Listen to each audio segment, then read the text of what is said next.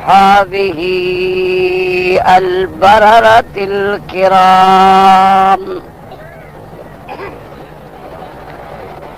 وعلى سائر الأنبياء والمرسلين والملائكة المقربين. أما بعد فقد قال الله تبارك وتعالى في القرآن المجيد والفرقان الحميد. أعوذ بالله من الشيطان الرجيم. بسم الله الرحمن الرحيم.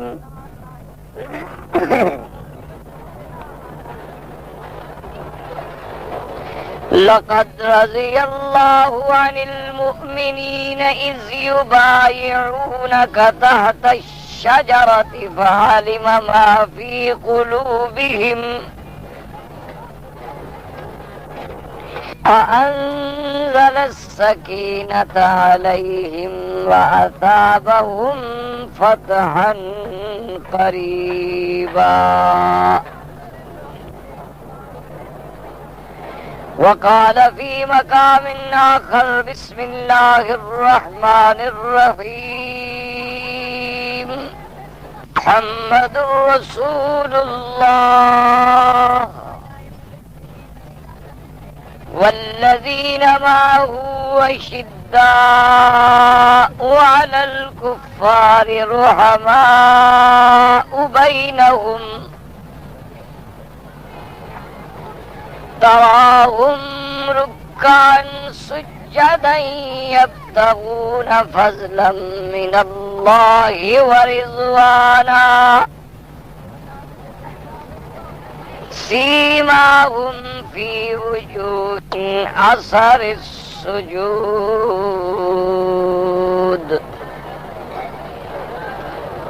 ذلك مثلهم في التوراة ومثلهم في الإنجيل. قال النبي صلى الله عليه وسلم خير القرون قرني ثم الذين يلونهم ثم الذين يلونهم أو كما قال النبي صلى الله عليه وسلم. قال النبي صلى الله عليه وسلم اثبت يا أحد ما عليك إلا نبي وصديق وشهيدان أو كما قال النبي صلى الله عليه وسلم. صدق الله العلي العظيم وصدق رسوله النبي الكريم ونحن على ذلك لمن الشاهدين ومن الشاكرين والحمد لله رب العالمين. رب اشرح لي صدري ويسر لي أمري واحلل عقدة من لساني يفقهوا قولي.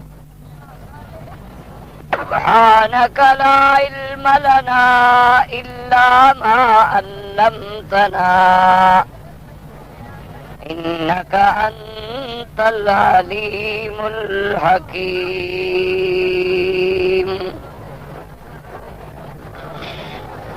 برادران اسلام، واجب الاحترام بزرگوں، دوستوں اور بھائیوں، اللہ تبارک و تعالیٰ کے کلام مقدس میں سے چند آیات مبارکہ اور آقا انعامدار خاتم الانبیاء حبیب کبریا حضرت محمد مصطفیٰ صلی اللہ علیہ وعلا آلہ وصحابہ وسلم تسلیما کثیرا کثیرا کے فرامین مبارکہ میں سے دو حدیثیں تلاوت کی ہیں. دعا فرمائیں کہ اللہ تبارک و تعالی اس عاجز کو صحت عافیت کاملہ دائمہ اور حق بات بیان کرنے کی توفیق عطا فرمائیں۔ تمام مسلمانوں کو اللہ تبارک و تعالی حق پر چلنے کی توفیق عطا فرمائیں، اور تمام آنے والوں کی حاضری حج عبادت زیارت منظور و مقبول فرمائیں۔ میں نے سابقہ معروضات میں امیر المومنین سیدنا عمر بن الخطاب الناطق بالحق والصواب شہید منبر و محراب ثانی الخلفاء وزیر النبی المصطفیٰ صلی اللہ علیہ وآلہ وسلم کے بارے میں کچھ باتیں عرض کی تھی۔ ہمارا ایمان بھی ہے الحمدللہ، اور حضور کا فرمان بھی ہے۔ حضور پاک صلی اللہ علیہ آلہ وصحابہ وسلم نے فرمایا کہ اللہ تبارک و تعالی نے ان اللہ اصطفیٰ کنانۃ من ولد اسماعیل، کہ اللہ نے اولاد اسماعیل علیہ السلام سے کنانا کو چنا۔ فرمایا واصطفیٰ قریش من کنانا، پھر قریش کے قبیلے کو کنانا والوں میں سے چنا۔ یعنی اللہ نے پہلے تو کنانا کے قبیلے کو چنا پورے اولاد اسماعیل علیہ السلام میں سے، اور پھر قریش کو چنا، اور فرمایا کہ پھر قریش میں سے، قریش بھی تو بڑا قبیلہ ہے، ان میں سے پھر بنو ہاشم کو چنا، اور فرمایا کہ پھر بنی ہاشم میں سے اللہ نے مجھے چن لیا ہے۔ یعنی اللہ تبارک و تعالی نے تمام کائنات میں اور تمام مخلوقات میں جو پیدا ہو چکی ہے یا قیامت تک پیدا ہوگی، سب سے افضل اعلیٰ جو بنایا وہ حضرت محمد مصطفیٰ کو بنایا۔ اور آپ اس پر غور فرمائیں کہ میرے پاک نبی نے ارشاد فرمایا کہ ان اللہ اصطفانی، میرے اللہ نے جیسے مجھے پوری مخلوق میں سے اپنا افضل الانبیاء، امام الانبیاء، خاتم الانبیاء بنانے کے لیے چن لیا ہے، میں واصطفیٰ لی اصحابی، اور اللہ نے پھر میرے صحابہ کو بھی میرے لیے خود چن لیا ہے کہ میرے دوست بننے کے قابل کون ہیں، میرے اصحاب کہلانے کے لائق کون ہیں۔ اور فرمایا پھر میرے صحابہ کو چننے کے بعد ان میں سے بعض کو میرا سسر بنایا، بعض کو میرا داماد بنایا، بعض کو میرا رشتہ دار بنایا، اور بعض کو میرا وزیر بنایا۔ یہ سب میرے اللہ نے چن لیا ہے۔ اور اسی طرح میرے پاک نبی کا ارشاد گرامی ہے، آپ نے فرمایا یاد رکھو میری امت کے خیر القرون کرنی، سب سے بہتر زمانہ وہ ہے جس میں اللہ نے محمد پاک کو بھیجا، کیونکہ پوری دنیا پہ شرک و ظلمات کی آندیاں چھا چکی تھی، کفر و شرک کے بادل چھا چکے تھے، امتوں اور قوموں کے عقیدے بھی بگڑ چکے تھے، اخلاق بھی بگڑ چکے تھے، سیرت و کردار بھی مسخ ہو چکے تھے، آگ کا پوجا تھا، کہیں پتھروں کا پوجا تھا، کہیں بتوں کی پوجا تھی، کہیں درختوں کی پوجا تھی، اور قوم اتنی اندھیرے میں غرق ہو چکی تھی کہ اللہ کے کعبے میں بھی 360 بت لا کے رکھ دیے، اور ظلم کا دورہ تھا، قتل رازنی عام تھی، اپنی لڑکیوں کو زندہ درگور کر دیا جاتا تھا، شراب پینا فخر سمجھا جاتا تھا، لوگوں کی لڑکیوں کو زبردستی اپنے حرم میں رکھنا عمارت کی علامت سمجھا جاتا تھا۔ عین اس طوفان ظلمت میں اللہ نے آفتاب نبوت حضرت محمد رسول اللہ کو بھیجا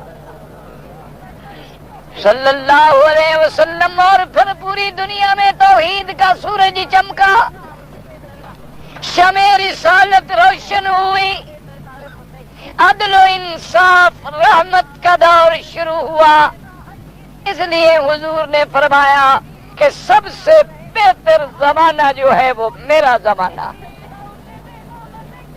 اور فرمایا اس کے بعد ثم الذین یلونہم، اور میرے بعد اگر زمانہ بہتر ہے تو پھر میرے صحابہ کا زمانہ بہتر ہے رضوان اللہ علیہم اجمعین۔ اور اس کے بعد اب حدیث مبارک میں میرے پاک نبی کی زبان مبارک سے بشارت عظمی سنے۔ آپ نے فرمایا کہ لا تمس النار من رآنی، اے میری امت، جن لوگوں نے مجھے ایمان سے دیکھا اور ایمان پہ ان کی موت آئی، اللہ کا شکر ہے کہ اللہ نے جن لوگوں کو میرے پاک نبی کے ہاتھ پہ کلمہ نصیب کیا انہیں موت بھی ایمان پہ نصیب فرمائی۔ ایک دو آدمیوں کے واقعات ملتے ہیں کہ جو لوگ اسلام کے بعد نکلے اسلام سے، لیکن ان میں بھی ایک واپس آ گیا، اور ایک کے مقدر میں ارتداد کی موت لکھی تھی، ورنہ جن لوگوں نے بھی دستے مبارک میرے آقا سیدنا محمد الرسول اللہ صلی اللہ علیہ وآلہ آلہ وسلم کے ہاتھ پہ ہاتھ رکھ کے بیعت کی اور کلمہ پڑھا، اب شان دیکھیں، حضور نے فرمایا کہ ان کو جہنم کی آگ چھو کے بھی نہیں گزرے گی۔ یہ نہیں فرمایا کہ وہ جہنم کی آگ میں داخل نہیں ہوں گے، یہ نہیں فرمایا کہ وہ جہنم میں نہیں جائیں گے، فرمایا لا تمس النار، یعنی جہنم کی آگ جو ہے ان کے قریب سے چھو کے بھی نہیں گزرے گی، اور فرمایا وَمَن رَآ مَن رَآنِی، اور یہی مرتبہ اللہ نے میرے صحابہ کو دیا ہے کہ جنہوں نے میرے صحابہ کو بھی ایمان سے دیکھا اور ایمان پہ موت آئی، ان کے ساتھ بھی جہنم کی آگ چھو کے بھی نہیں گزرے گی۔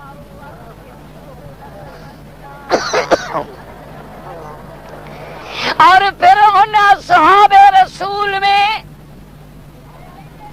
ان یاران رسول میں آج ہماری کتنی بڑی بدقسمتی ہے کہ ایک پیر کے ہاتھ پہ بیعت کرنے والا اپنے آپ کو جنتی سمجھتا ہے،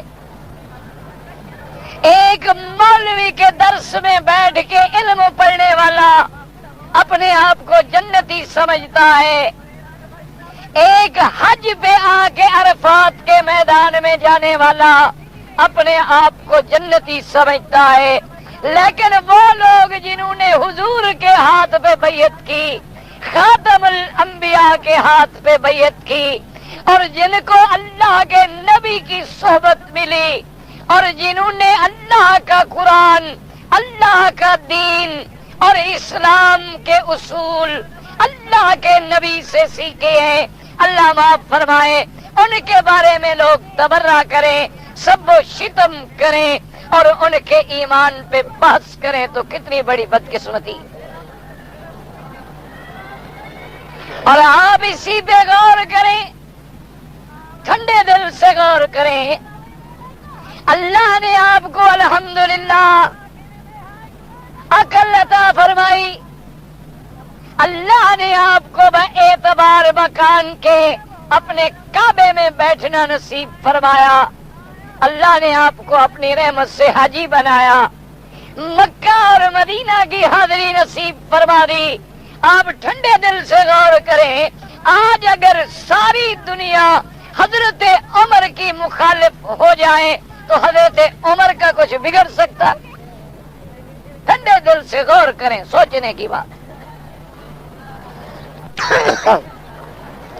یعنی جو لوگ جو نفوس قدسیہ صدیوں پہلے وفات پا گئے، اپنے اللہ سے اللہ کے دربار میں چلے گئے، آج اگر کوئی ان کو کسی قسم کا نقصان پہنچانا چاہے، نہ جانی نقصان پہنچا سکتا ہے، نہ مالی نقصان پہنچا سکتا ہے، نہ ان کی عزت میں کمی کر سکتا ہے، نہ ان کی خلافت چھین سکتا ہے، نہ ان کی وزارت بدل سکتا ہے، نہ ان کے مزار بدل سکتا ہے، پھر مخالفت کرنے کا معنی کیا ہے؟ کبھی آپ نے غور بھی کیا ہے؟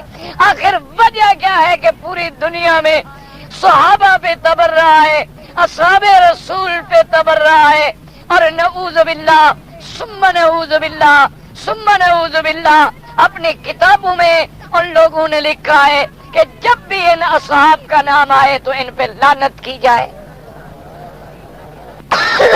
اور بعض لوگوں نے نعوذ باللہ اپنے جاہل مریدوں کو دھوکہ دینے کے لیے اتنا بھی لکھا ہے کہ اگر کسی کو سر میں درد ہے، نعوذ باللہ ثم نعوذ باللہ، ابو بکر عمر کا نام لکھ کے جوتے مارے تو ٹھیک ہو جاتا ہے۔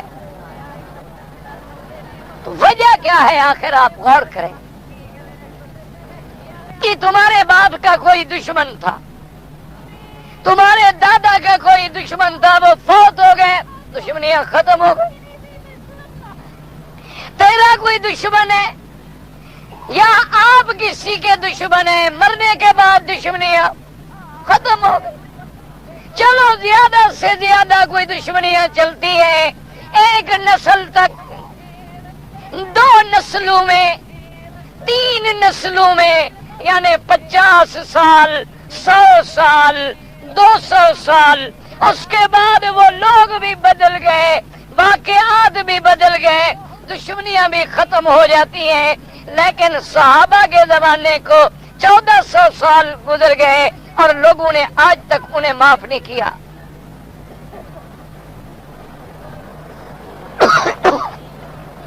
اس کی موٹی بات یاد رکھیں کہ تمام دین جو اللہ نے میرے پاک نبی کو بھیجا ہے اور تمام قرآن جو اترا ہے، اس سارے دین کے گواہ کون ہے؟ صحابہ۔ جب حضور پہ قرآن اترا تو کون لوگ موجود تھے؟ میرے مدنی نے جب حج فرمایا تو کون موجود تھے؟ اس لیے ایک یہودی آیا نا حضرت عمر رضی اللہ تعالیٰ عنہ سے آ کے کہنے لگا کہ بھئی تم تو بڑے عجیب لوگ ہو مسلمان، اللہ نے تمہارے دین میں ایک ایسی آیت مبارک اتاری ہے، اگر ہمارے نبی پہ اترتی ہم تو عید مناتے۔ بھئی بیٹھ جائیں، آرام سے بیٹھ جائیں، کھلا آرام ہے، کھڑے ہونے کے ادب کے ساتھ بیٹھ جائیں۔ حضرت عمر سب کے رضی اللہ عنہ،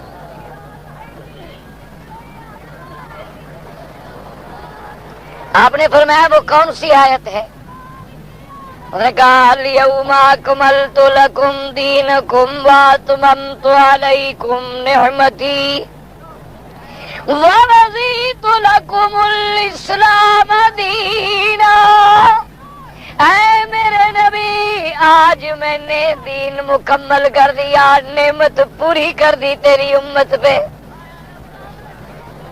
تو کہنے لگا اگر یہ آیت ہمارے نبی موسیٰ پہ اترتی ہم عید مناتے۔ حضرت عمر نے فرمایا یہودی سے کہ تمہیں پتہ بھی ہے کہ متى نزلت هذه الآية وفي أي يوم نزلت وفي أي مكان نزلت۔ فرمایا کہ او یہودی تمہیں پتہ بھی ہے کہ یہ آیت کب اتری تھی اور کہاں اتری تھی؟ یہودی نے کہا مجھے کیا پتا؟ آپ نے فرمایا نزلت یوم عرفہ، اللہ نے یہ قرآن کی آیت عرفات کے دن میں اتاری تھی جب ہمارے مدنی حج پہ تشریف لائے تھے۔ وہ عرفات کا دن بھی عید کا دن تھا اور جمعہ کا دن تھا، ہماری تو دو عیدیں تھی۔ تم ایک عید مناتے، مسلمانوں نے تو دو عیدیں منائی، ایک یوم عرفہ کی عید، ایک یوم جمعہ کی عید۔ چونکہ جمعہ بھی سید الایام ہے اور مومنین کے لیے عید ہے، اور عرفات کا دن بھی سارے سال میں افضل دن ہے، تو اللہ تبارک و تعالیٰ نے ہمیں تو دو عیدیں نصیب کی ہیں۔ اب اندازہ کرو اس آیت کا گواہ کون ہے؟ حضرت عمر، حضرت سیدنا امیر المومنین عمر بن الخطاب جب حدیبیہ سے میرے مدنی واپس مدینہ منورہ روانہ ہوئے، اونٹنی پہ سوار ہیں۔ حضرت عمر رضی اللہ تعالیٰ عنہ کہتی ہیں میں اپنی اونٹنی قریب لے آیا تاکہ حضور کے سلام عرض کروں، حضور سے کچھ سفر میں باتیں کروں۔ قریب آنے کے بعد جب میں نے سلام کیا تو حضور نے جواب نہ دیا۔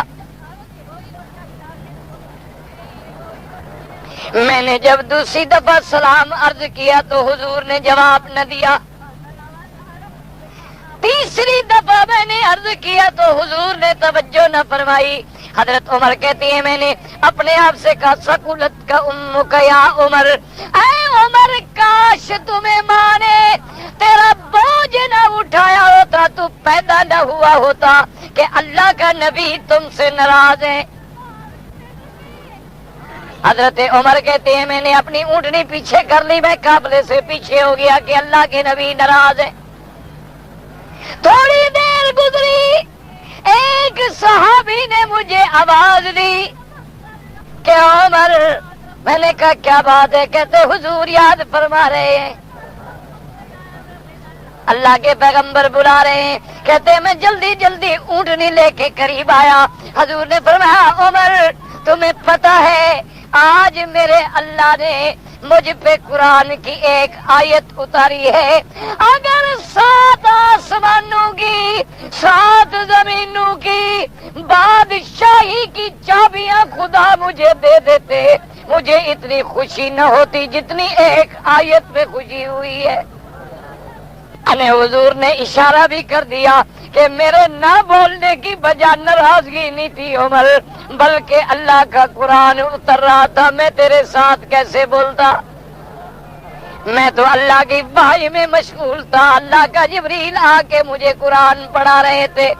حضرت عمر رضی اللہ تعالیٰ عنہ نے فوراً سوال کیا اور پوچھا ایت آیت یا رسول اللہ، ای آیت یا رسول اللہ، وہ کون سی آیت مبارک ہے؟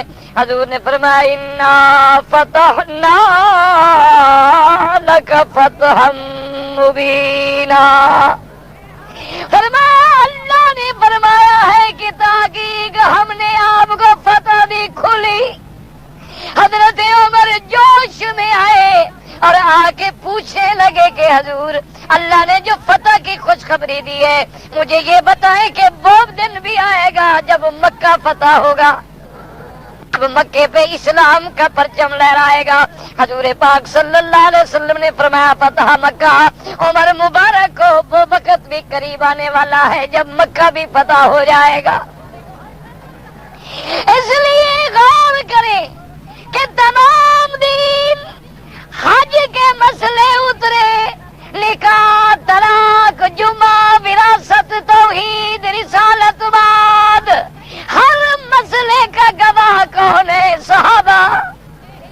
ہر مسئلے کا گواہ کون ہے؟ یا ابو بکر ہے یا عمر ہے یا عثمان ہے یا علی ہے یا ابن عباس ہے یا ابی ہریرہ ہے، اصحاب رسول ہے۔ ان دشمنوں کی مخالفت کی وجہ یہ ہے کہ جب صحابہ کا دامن تم داغدار کر دو گے، جب صحابہ کا کردار مشکوک بنا دو گے، جب ابی بکر عمر عثمان کو تم نعوذ باللہ اسلام سے خارج کر دو گے، نعوذ باللہ تم ان کو طاغوت بنا دو گے، ان سے دنیا کو جب نفرت ہو جائے گی تو جب گواہ نہیں رہیں گے تو اسلام خود بخود ختم۔ ہر مقدمہ گواہوں کے زور سے چلتا ہے، جب گواہ نعوذ باللہ جھوٹے ہو گئے تو پھر اسلام کی سچائی کہاں سے ملے؟ اس لیے ورنہ سیدنا عمر، اللہ اتنا میرے رب نے علم دیا تھا کہ حدیث میں آتا ہے ایک دن یہودی آیا، آ کے کہنے لگا عمر تمہارا نبی پر جو قرآن آتا ہے تم کہتے ہو اللہ کا کلام ہے۔ حضرت عمر نے فرمایا بالکل اللہ کا کلام ہے۔ اس نے کہا قرآن پاک کہتا ہے جنت ارضها السماوات والارض، اللہ کے قرآن میں ہے کہ جنت کا جو عرض ہے یعنی 7 آسمان بچھا دو، 7 زمینیں بچھا دو تو یہ ایک جنت کا بھی عرض بنے گا۔ اگر یہ عرض بنے گا تو پھر طول کتنی ہوگا؟ ہر چیز کا ایک طول ہوتا ہے اور ایک عرض ہوتا ہے۔ 7 آسمان اور 7 زمینیں اگر بچھاتے چلے جاؤ تو یہ ایک جنت کا عرض ہے، اور میرے اللہ کے ہاں تو کئی جنتیں ہیں، کوئی ایک جنت تھوڑی ہے۔ جنت النعیم ہے، جنت الخلد ہے، جنت الفردوس ہے، جنت عدن ہے، وہاں تو جنتیں ہی جنتیں ہیں۔ اس لیے میرے مدنی نے فرمایا اپنی امت کو کہ اللہ کے پاس بڑی جنتیں ہیں، جب جنت مانگا کرو تو فردوس سے اعلیٰ مانگا کرو۔ کیا اللہ ہمیں جنت الفردوس نصیب فرما۔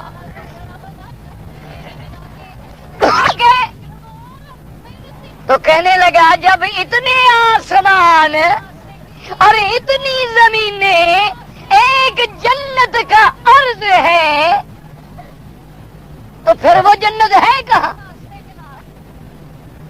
یہ سارے آسمان ساری زمینیں تو بن گئی اس کا عرض، وہ جنت آخر کس جگہ پر ہے؟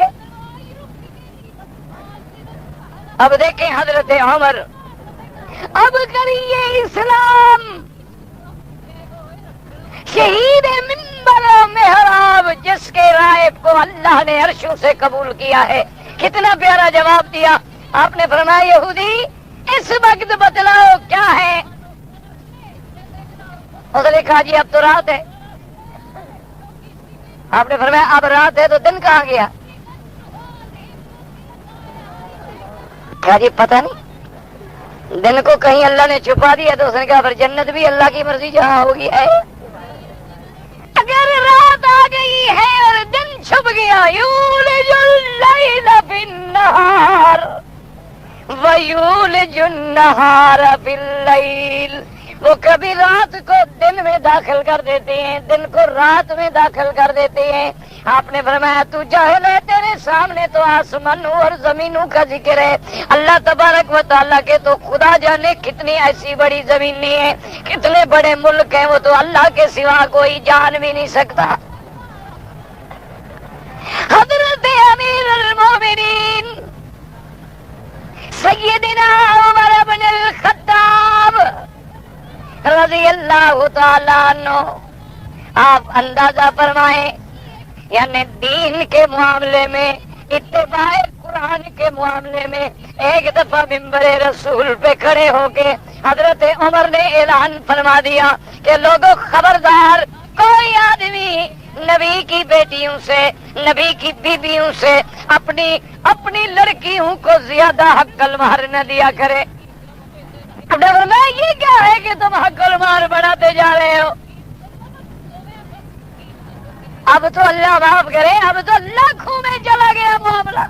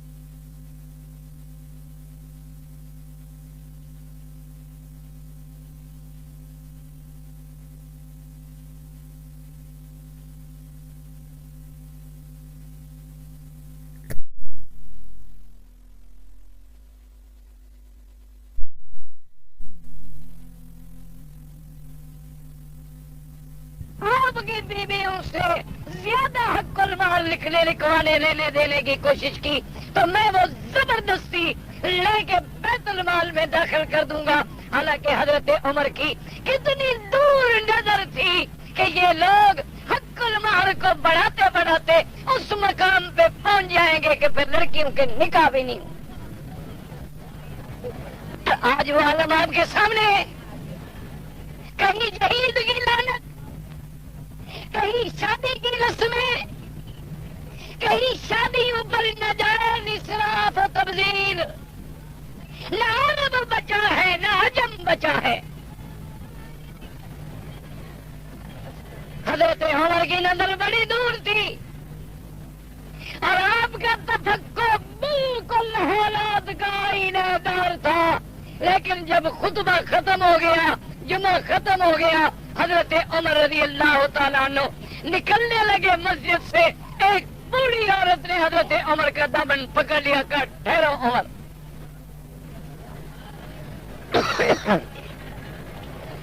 حضرت عمر ٹھہر گئے، اس نے فرمایا کہ بات سنو، یہ بات ٹھیک ہے کہ حق المال نہیں بڑھانی چاہیے، لیکن تم حکم دینے والے کون ہو؟ اللہ نے قرآن میں کہہ دیا ہے آتیتم احداہن قنطارا، کہ اگر تم نے کسی کو ڈھیر سارا سونا بھی دیا ہے تو قرآن کہتا ہے ڈھیر سارا سونا، اللہ نے پابندی نہیں لگائی، یہ ان کے زوجین کا معاملہ ہے، وہ چاہے تو لاکھ پہ راضی ہو چاہے تو 1000 پہ راضی ہو جائے، تم نے پابندی کیسے لگائی ہے؟ حضرت عمر کھڑے ہو گئے اور اسی وقت ممبر پہ واپس آئے، آگے فرمایا لوگوں بیٹھ جاؤ، الحمدللہ مدینے کی بڑی عورت بھی عمر سے قرآن زیادہ سمجھتی ہے، جو قرآن کا حکم ہے، عمر تو قرآن کا غلام۔ کان کے سامنے نرمی کا یہ عالم اور بادشاہان کے سامنے، متکبرین کے سامنے، متجبرین کے سامنے اتنے بڑے عمر کی شان ہے کہ ایک آدمی نے اللہ تبارک و تعالیٰ کے حرم میں طواف کرتے ہوئے ایک آدمی کو تھپڑ مار دیا، اور تھپڑ مارنے والا ایک علاقے کا بادشاہ ہے۔ حضرت عمر کو رپورٹ ہوئی،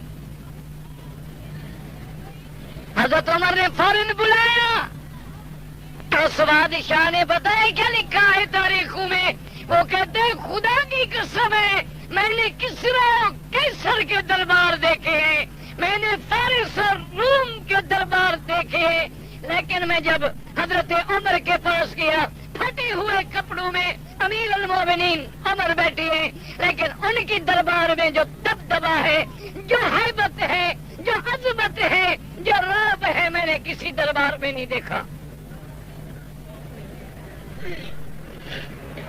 حضرت عمر نے فرمایا کہ مدعی کیا کہتے ہیں؟ اس نے کہا جی نے مجھے تھپڑ مارا ہے۔ حضرت عمر نے فرمایا تم نے تھپڑ مارا ہے؟ اس نے کہا جی میں نے تھپڑ مارا ہے، لیکن اس نے میرے چادر پہ پاؤں دیا ہے اور مجھے جاتے جاتے دھکا لگا اور میرے چادر پہ پاؤں آیا، میں نے غصے میں تھپڑ مارا ہے۔ حضرت عمر نے فرمایا اچھا، آدھی زمین پہ تم چلتے ہو، آدھی تمہاری چادریں چلتی ہے، اللہ کے غریب کہاں چلے؟ اس لیے یاد رکھو مسلمانوں، میرے نبی نے فرمایا کہ جو آدمی اپنی چادر کو، قمیض کو، اپنے کپڑے کو تکبر کی وجہ سے زمین پہ گھسیٹتا ہے اور اپنے گٹو سے نیچے لٹکاتا ہے، فرمایا اللہ اس کی طرف نظر رحمت نہیں فرماتے۔ مسلمانوں یاد رکھو، کسی عالم نے کیا بڑی اچھی بات کی، اس نے کہا اللہ نے آدم کو مٹی سے پیدا کیا اور ہمیں آدم کی اولاد بنایا، اور یہ مٹی جب تک نیچے پڑی ہے اس کی عزت ہے، اگر یہ مٹی اوپر اٹھنے لگے تیری آنکھوں میں آئے تو کہہ یار کیا لعنت ہے مٹی آ رہی ہے، تیرے کپڑے پہ لگے تو کیسے جھٹک دیتے ہو، کپڑے زیادہ مٹی والے ہو جائیں تو کیا تو فوراً دھو ڈالو، اور یار ابھی تک میل نہیں جا رہی آگ والی بھٹی میں ڈالو، کلورکس اس کے اوپر ڈالو۔ فرمایا جب یہ مٹی اوپر اٹھتی ہے تو ذلت کے ساتھ بٹھا دی جاتی ہے، اور جب یہ نیچے پڑی ہوتی ہے، تواضع میں ہوتی ہے، تو اسی سے اللہ نباتات اگاتے ہیں، اسی سے اللہ ارزاق پیدا کرتے ہیں، اسی پہ تم خدا کی نمازیں ادا کرتے ہو۔ اللہ نے تجھے بھی مٹی سے پیدا کیا ہے، جتنی تم جھک کے چلو گے، تواضع کرو گے، خدا تیری عزت بڑھائے گا، اور تم اکڑنا چاہو گے تو خدا گردنیں توڑ ڈالے۔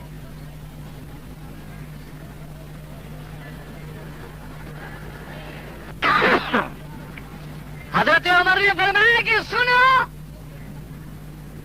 ہمارے ہاں اللہ کا قانون ہے، بندے کا قانون نہیں۔ جو مکڑیوں کا جالا ہوتا ہے، کمزور الجھ جاتا ہے اور طاقتور توڑ ڈالتا ہے۔ اسلام کا قانون ہے، فرمایا کہ بات سنو، تم نے تھپڑ مارا ہے، اس کا بدلہ تھپڑ تیرے چہرے پہ لگے گا۔ فرمایا غریب بدو مارا تھپڑ اس کے منہ پہ۔ تو جب تیار ہونے لگا تو فرمایا ایک بات سن لو، جتنی زور سے تجھے اس نے تھپڑ مارا تھا، اللہ نے تجھے اتنی حق دیا ہے۔ فَمَنِ اعْتَدَىٰ عَلَيْكُمْ فَاعْتَدُوا عَلَيْهِ بِمِثْلِ مَا اعْتَدَىٰ عَلَيْكُمْ وَإِنْ عَاقَبْتُمْ فَعَاقِبُوا بِمِثْلِ مَا عُوقِبْتُمْ بِهِ۔ جتنی تھپڑ لگا تھا اتنی مارنا، اس سے زیادہ مارو تو پھر قیامت میں خود جواب دینا۔ اور ایک حضرت عمر انسان ہے، غصے میں ہاتھ زیادہ چل جائے، اس لیے میں بہتر ہے میں معاف کرتا ہوں۔ فرمایا اگر تم معاف کرتے ہو تو اللہ کی خوش خبری بھی سن لو، وَلَئِن صَبَرْتُمْ، اللہ نے فرمایا اگر تم بدلہ نہ لو، اگر تم صبر کر لو، اگر برداشت کر لو، اللہ صبر کرنے والوں کو بہتر اجر عطا فرماتے ہیں۔ بادشاہوں کے سامنے حضرت عمر کو دیکھو، اللہ ایک دن رات کو سیدنا عمر گشت کر رہے ہیں۔ کرو اللہ ہمارے ملکوں میں بھی اسلام کا قانون جاری کر۔ اللہ اسلام کے بادشاہ کیسے ہیں؟ ایک عورت کی تاریخ میں لکھا ہے کہ چوری ہو گئی، ایک حاکم بڑا اللہ والا تھا، مسلمان تھا الحمدللہ، اس کے پاس جا کے رپورٹ کی کہ حضرت میری چوری ہو گئی ہے، تو اس نے کہا اچھا چوری ہو گئی تو رات کو جاگا کرو، اپنے گھر کی حفاظت بھی کیا کرو. اس نے کہا جی میں نے سمجھا تھا کہ میرا حاکم جاگ رہا ہے میں اس لیے سو گئی. اگر مجھے پتا ہوتا کہ حاکم سو گئے ہیں تو پھر میں جاگتی.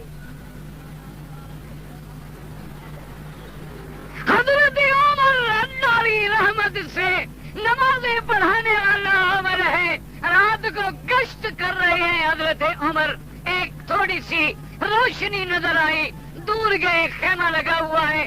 ایک بدو بڑا بیچارہ جنگل کا رہنے والا پریشان ہے. فرمایا کیا بات ہے؟ اس نے کہا مسافر ہوں, سفر میں ہوں اور میری بیوی خیمے میں ہے اور اس وقت ولادت کا درد شروع ہو چکا ہے اور دور ہیں ہم, مدینے میں بھی کسی کو نہیں جانتے اور آپ جانتے ہیں کہ عورت کے لیے ولادت کا مرحلہ کتنا مشکل ہوتا ہے.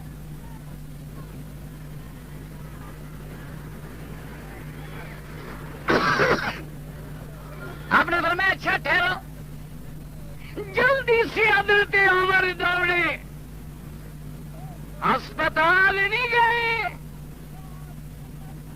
کسی دایا کے دروازے پہ نہیں گئے, سیدھا اپنے گھر میں آئے اور اپنی بیوی سے کہا کہ اللہ کی بندی آج تمہاری ایک مسافر بہن کو تمہاری مدد کی ضرورت ہے, کیا تم دائی بن جاؤ تو کوئی فرق تو نہیں پڑے گا؟ ایمان سے کہو آج کسی پیر کی بیوی آئے گی مرید کے گھر؟ مولوی صاحب کی کسی مولوی کی بیوی کو جا کے ذرا کہو, پتہ لگے صبح جمعہ میں انشاءاللہ تمہیں کافر بنانے سے نیچے کھڑا ہو تو جو مرضی ہے مجھے گالی دینا. پہلے زمانے میں جتنے اولیاء اللہ گزرے ہیں, جتنے علماء گزرے ہیں, انہوں نے کافروں کو مسلمان بنایا اور ہم مسلمانوں کو کافر بنا. ساری دنیا کی تاریخ پہ نظر ڈال کے دیکھ لے, خاص طور پہ انڈو پاک کی تاریخ پہ نظر ڈال کے دیکھ کہ ہند میں جو اسلام آیا ہے تو کون لایا؟ اللہ والے علماء کرام, صحیح صوفیاء عظام اسلام لائے اور 90,000 ہندو کو کلمہ پڑھا دیا. اور آج ہم ایک کو بھی کلمہ پڑھانے کے قابل نہیں ہیں. اگر ہمارے ہندوستان کے مسلمان اور خاص طور پہ علماء کرام, خدا کی قسم ہے شودر قبائل میں اور جو نیچ قومیں ہیں ان میں کام کرتے, میرا ایمان ہے کہ آج کروڑوں ہندو مسلمان ہو چکا ہو. آج کروڑوں ہندو مسلمان ہو چکے ہوتے. اسی طرح میں ایک دفعہ افریقہ میں گیا, میں نے ان سے کہا کہ اللہ کے بندو تمہاری لاکھوں کی تعداد ہے مسلمانوں کی اور ہر گھر میں کالے لوگ اور ان کے لڑکے لڑکیاں تمہاری نوکر ہیں. اگر تم ایک ایک نوکر نکرانی کو بھی اسلام سکھا دیتے, آج 5 لاکھ کالا اسلام میں داخل ہو چکا ہوتا.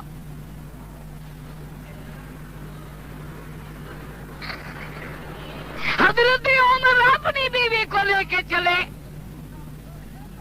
اور بیوی آئی, اندر گئی, خدمت کی, ولادت ہو گئی اور حضرت عمر باہر بیٹھے ہیں, آگ جلا رہے ہیں اور اس کے لیے مہمانوں کے لیے مسافر کے لیے دودھ گرم کر رہے ہیں, کوئی چھوٹی موٹی چیزیں گرم کر رہے ہیں کبھی ان کو کھلا دی جائے.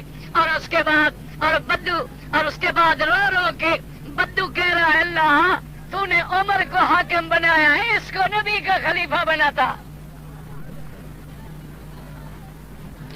اندر سے بی بی نکلی اور کہا ابشر یا امیر المومنین.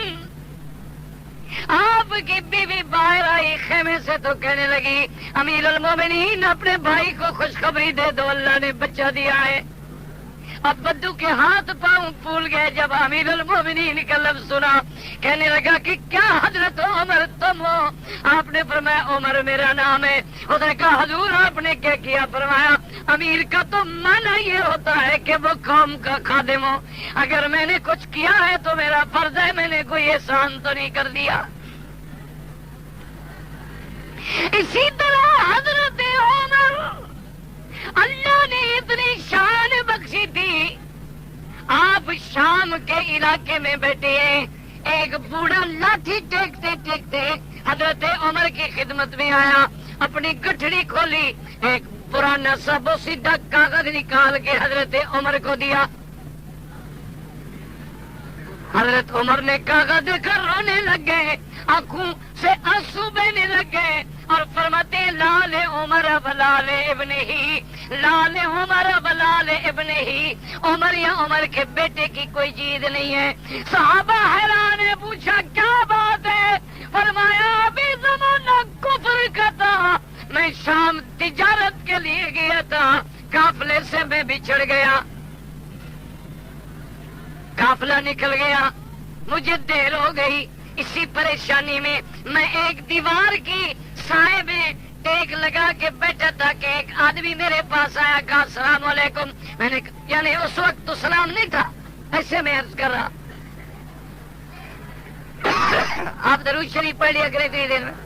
ایک آدمی آیا کہ مجھے دعا سلام کی اور مجھے کہا کیا بات ہے کہ پریشان ہو؟ میں نے کہا قافلہ نکل گیا ہے. اس نے کہا مت گھبراؤ، میرے ساتھ آؤ. مجھے گھر لے گیا اور گھر لے جانے کے بعد بٹھایا، کھانا کھلایا اور مجھ سے پوچھا کہ تمہارا نام عمر ہے؟ میں نے کہا ہاں میرا نام عمر ہے. کہا باپ کا نام کیا ہے؟ میں نے کہا خطاب. کہاں کے رہنے والے ہو؟ میں نے کہا مکہ مکرمہ. کہنے لگا مت گھبراؤ، میں تیز رفتار اونٹنیوں پر تمہارے ساتھ اپنے خادم دیتا ہوں، نوکر دیتا ہوں، تمہیں تمہارے قافلے میں پہنچا کے واپس آئیں گے. لیکن ایک مہربانی کرو، اس کاغذ پہ لکھ دو جب اس ملک کے تم بادشاہ بنو گے تو میری جائیداد پہ ٹیکس نہیں لگے گا. حضرت عمر فرماتے ہیں میں ہنسنے لگے. میں نے کہا بھی تم میرے محسن ہو، مجھے کھانا کھلایا، گھر لے آئے، آرام کرایا، عجیب بات کرے میں بادشاہ بن جاؤں گا تمہارے ملک کا. میں نے تو یہ بھی نہیں سوچا کہ کبھی مکے کا سردار بن جاؤں، تو اور تم مجھے یہاں شام کا بادشاہ بنا رہے ہو. اس نے بڑی عجیب بات کی. اس نے کہا عمر بات سنو، اگر بادشاہ نہیں بنو گے تو تمہارے اس لکھے ہوئے کا میں کیا کر لوں گا؟ میں نے کہا بات تو ٹھیک ہے. اس نے کہا پھر لکھ دو. اگر تم بادشاہ نہیں بنو گے تو جان چھوٹ گئی، بنو گے تو پھر مجھے رعایت دے دینا. کہتے ہیں میں نے لکھ دیا. فرمایا کہ آج وہ آدمی میرا لکھا ہوا لے کے آیا ہے. اب نے پوچھا کہ تمہیں کیسے پتا چلا؟ فرمایا ذالک مثلہم فی التوراۃ ومثلہم فی الانجیل.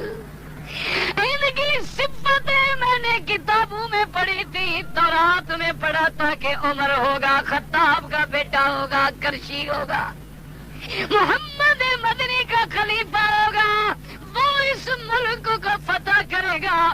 میں نے جب وہ نشانیاں عمر میں دیکھی تو میں نے لکھوا لیا. حضرت عمر کہتی ہے اے بزرگ میرا لکھا بھی درست ہے، تیری پہچان بھی درست ہے، لیکن عمر کا کیا ہے؟ لال عمر بلال ابن ہی. میں کوئی ایسا بادشاہ تو نہیں جو چاہوں کر دوں، میں تو اللہ کے حکم کا پابند ہوں، میں کیا کر سکتا ہوں؟ اور سیدنا عمر رضی اللہ تعالیٰ عنہ آپ مسجد نبوی میں کھڑے ہیں اور نماز کے لیے صفیں درست کر رہے ہیں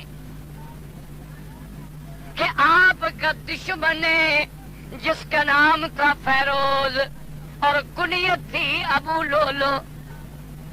یہ مجوسی ہے، ایرانی النسل ہے، مجوسی ہے. اسی لیے اللہ معاف کرے اللہ معاف کرے، آج بھی ملنگ، آج بھی عمر کا دشمن عید نوروز اور اس کے بعد اسی دن سے عید مناتا ہے جس دن حضرت عمر کی شہادت ہے۔ کیا آپ نے دیکھا ہوگا ان کے ہاتھ میں اکثر فیروزے کے پتھر کی انگوٹھی ہوتی ہے، کیونکہ عمر کے شہید کرنے والے کا نام فیروز تھا۔ اس نسبت سے یہ اس کو زیادہ ترجیح دیتی ہے پہننے میں۔ اللہ کی دعا کر اللہ ان کو بھی ہدایت دے، اللہ ان کو بھی حق اور باطل کے سمجھ کی توفیق دے۔ سیدنا عمر نماز کی صفیں درست کرا رہے ہیں، اور یہ مرتبہ اگر کسی کو ملا ہے تو سیدنا عمر رضی اللہ تعالیٰ عنہ۔ یعنی آپ اندازہ کریں اور اسی پہ غور کریں کہ کتنی بڑی شان ہے کہ مسجد و رسول اللہ کی، اور حضرت عمر کے زمانے میں تو ابھی منبر بھی وہی تھا، محراب بھی وہی تھا، جگہ بھی وہی تھی جہاں میرا مدنی کھڑے ہو کے نماز پڑھاتے تھے۔ یہ تو پھر حضرت عثمان کے زمانے میں مسجد بڑی ہے۔ حضرت عثمان رضی اللہ تعالیٰ عنہ نے توسیع کی کہ لوگ زیادہ ہو گئے، مسجد چھوٹی پڑ جاتی تھی۔ حضرت عثمان نے حضور کی بیویوں کے گھر جو تھے وہ لے کے مسجد میں شامل کر دیے۔ اب ریاض الجنت سے اگلا حصہ جو آپ نے دیکھا ہے یہ حضرت عثمان کے زمانے میں بڑا ہے۔ حضرت عمر کے زمانے میں ابھی یہ نہیں بڑا تھا، منبر بھی وہی، مصلی بھی وہی، جگہ بھی وہی، جہاں کھڑے ہو کے میرا مدنی نمازیں پڑھاتے ہیں اسی مقام پہ حضرت عمر کھڑے ہیں اور صفیں ٹھیک کر رہے ہیں، کیونکہ حضرت عمر کی عادت تھی اور اسلام کا یہ حکم تھا کہ امام جو ہے نماز کی تکبیر ہو جانے کے بعد سب سے پہلے صفوں کو سیدھا کرے تاکہ صفوں کے اندر کوئی کجیدہ رہ جائے۔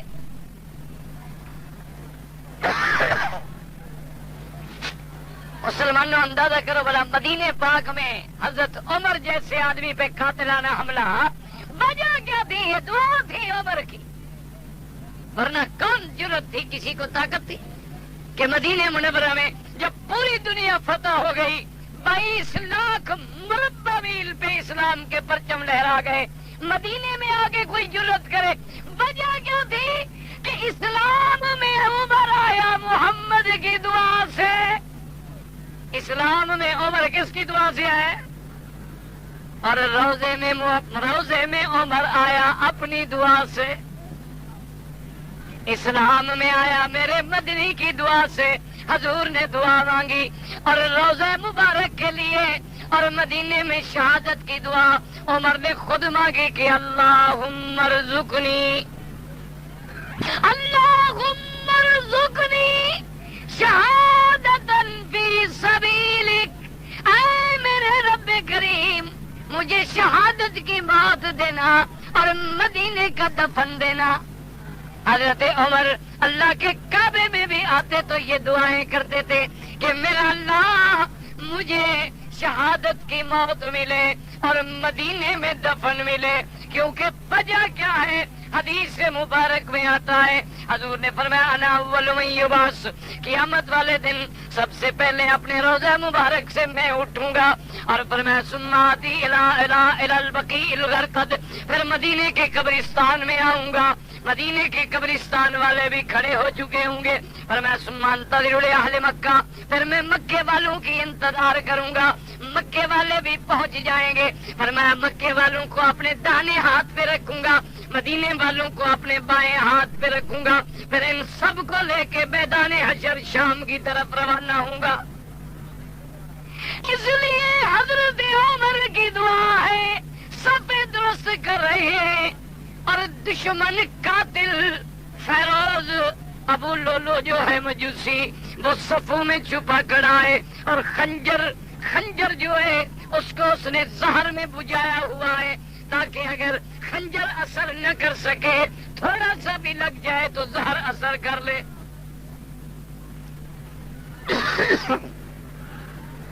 حضرت عمر پہ حملہ کیا ظالم نے،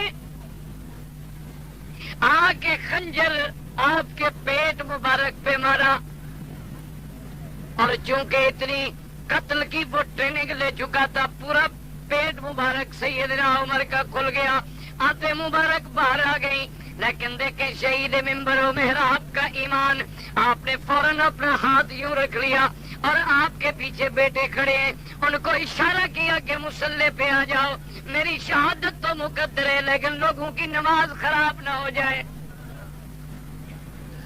ارے پاؤں میں کانٹے لگے نا، نماز چھوڑ کے انشاءاللہ حرم کے باہر ہو گئے۔ کوئی زمزم کا ڈبہ گرے نا، آدھے حاجی بھاگ پڑتے ہیں۔ اے حاجی ماشاءاللہ، مکے مدینے سے بھی بڑا پیار ہے، ڈبہ گر جائے آواز ہو جائے نا بس حاجی گئے۔ ایک آدمی کہیں سے چیخ مار لے حاجی دوڑ، اب اس کا کوئی کیا علاج کرے؟ اندازہ کرے، صحابہ کہتے ہیں خدا کی قسم ہے ہمیں کوئی پتہ نہیں کہ حضرت عمر پہ حملہ ہو چکا ہے، ہم نے آواز قرآن کی تلاوت کی بدلی بدلی دیکھی کہ تھوڑا فرق ہے حضرت عمر کی آواز میں اور اس آواز میں، لیکن جب نماز ہو گئی بعد میں ہمیں پتہ لگا کہ حضرت عمر تو اللہ رحمت فرمائے ان پہ تو حملہ ہو گیا ہے اور وہ تو موت کے قریب ہے۔ تو سب سے پہلے حضرت عمر جب فارغ ہوئے تو پوچھا میرا قاتل کون ہے؟ پکڑا گیا قاتل، انہوں نے کہا لو فیروز فرمایا الحمدللہ، اللہ تیرا شکر ہے کہ مجھے کافر کے ہاتھ سے جب خنجر لگا ہے، کسی مسلمان کے ہاتھ سے میں نہیں مرا۔ اور دیکھیں جی اسی عالم میں اپنے بیٹے کو بلایا حضرت عبداللہ ابن عمر رضی اللہ عنہما، پتہ ہے کیا فرماتے ہیں؟ کہتے ہیں بیٹا جلدی کرو، بی بی عائشہ صدیقہ کے دروازے پہ جا کے میرے سلام کرو، اور یہ کہ ارسلنی عمر، اور روایت میں لفظ ہے کہ لم تکن لہ امیر المؤمنین، فرمایا کہ میرے بیٹے جا کے بی بی عائشہ سے کہو کہ مجھے عمر نے بھیجا ہے، خیال رکھنا مجھے امیر المؤمنین نہ کہنا۔ کیوں؟ وجہ کہتی کہ ایک تو عائشہ امہات المؤمنین ہے، ماں ہے، اور دوسرا میری ڈیوٹی اس وقت تک تھی جب میں زندہ تھا، اب جب ڈیوٹی نہ رہی تو پھر عہدے کے نام لینے کی کیا ضرورت ہے؟ اور کہیں کہ سلام عرض کر کے اجازت لینا چاہتے ہیں کہ اماں عائشہ اگر تم راضی ہو، اگر تمہاری اجازت ہو تو مجھے بھی اجازت دے دو، میں بھی اللہ کے نبی کے قدموں میں روضے کے اندر دفن ہو جاؤں، کیونکہ یہ حجرہ مبارک میں بھی عائشہ کا ہے۔ اجازت نہ دے مجھے دفن ہونے کا کیا حق ہے؟ آسان ہے نا، آج ہم تو مرضی آئے تو اتنی مرضی آئے لاکھوں آئے تو زمین لے لیں۔ حجرہ بی بی عائشہ صدیقہ کا ہے، ملکیت بی بی عائشہ صدیقہ کی ہے، اور ان کے اذن کے بغیر، اجازت کے بغیر میں اندر دفن بھی نہیں ہو سکتا۔ حضرت عبداللہ ابن عمر وہاں تشریف لے گئے اور اسی عالم میں آپ نے دودھ منگوایا۔ حدیث پاک میں آتا ہے جب دودھ پیا تو دودھ باہر نکل آیا، تو آپ نے فرمایا میرے بچنے کی کوئی امید نہیں۔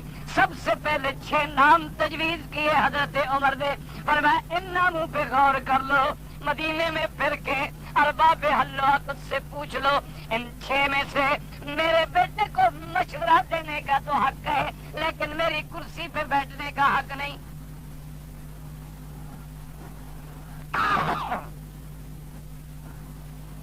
اور نظریں دروازے پہ لگی ہوئی ہے، ہدایات جاری، دین کا فکر ہے، شہادت سامنے ہے لیکن فکر ہے تو دین کا ہے۔ تھوڑی دیر گزری، بیٹے پہ نظر پڑی، دور سے نظروں سے سوال کیا کہ بیٹے کیا بات ہے؟ بی بی نے کیا جواب دیا؟ حضرت عبداللہ ابن عمر جب آئے بی بی عائشہ کو سلام کہا. بی بی صاحبہ پردے کے اندر بیٹھی ہوئی رو رہی ہے.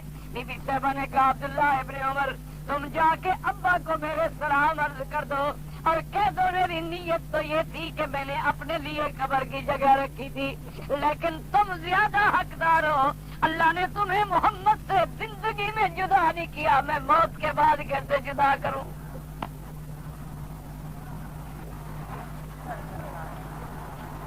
میری طرف سے اجازت ہے. دور سے آتے ہیں کہ امیر المومنین مبارک کو بی بی صاحبہ نے اجازت دے دی ہے. تو فرمایا پھر میرا جنازہ پڑھنے کے بعد مجھے بھی اسی جگہ دفن کر دو تاکہ میں اللہ کے نبی کے قدموں میں آ جاؤں. اور اس کے بعد میرے پاک نبی نے فرمایا کہ میری امت سب سے پہلے جب حشر قائم ہوگا تو میرا روزہ کھلے گا اور میں اس حال میں اٹھوں گا. فرمایا عیسیٰ ابن مریم بھی میرے ساتھ ہوں گے اور میرے دائیں بائیں کون ابھی بکر و عمر ہوں گے رضی اللہ عنہما رضی اللہ عنہما. اللہ کے نبی نے جب فرمایا تھا کہ میرے بنو وزیر, اور اسی لیے میرے پاک نبی نے زندگی میں پیش گوئی فرما دی تھی جب عہد کے پہاڑ پہ حضور کھڑے ہیں. اللہم صلی علی محمد وعلی آل محمد وبارک وسلم. یا اللہ عالم اسلام کو عزت عطا فرما. یا اللہ اسلام کی عزت اور غلبے کا فیصلہ فرما دے, کفر کی ذلت کا فیصلہ فرما. یا اللہ بیماروں کو شفا عطا فرما, حیاں کو حیات عطا فرما, دین کو دین عطا فرما, اولاد کو اولاد عطا فرما. یا اللہ مجاہدین کشمیر کو طرح سے فلسطین کی مدد فرما. یا اللہ افغانستان میں امن قائم فرما. یا اللہ ہر مسلمان ملک میں امن قائم فرما. یا اللہ داخلی خارجی فتنوں سے محفوظ فرما. ربنا تقبل منا انك انت السميع العليم.